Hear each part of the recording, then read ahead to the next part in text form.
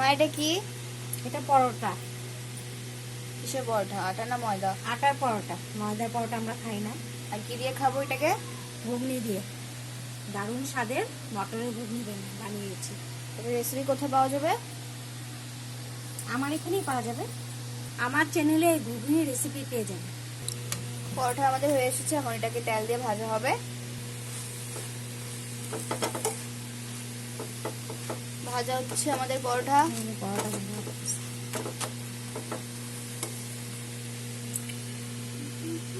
পরোটা খাবো, ঘুগনি খাবো।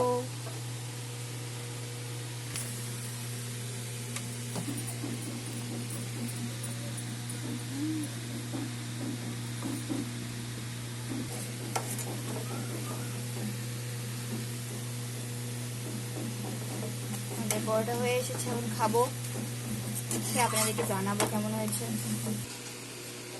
আমাদের ঘুগনি পরোটা সব রেডি। এই পরোটাটা অনেক গরম, এটাকে আমি ঠিক করতে পারলাম না, কিন্তু এটাকে বটিয়ে নিয়েছি।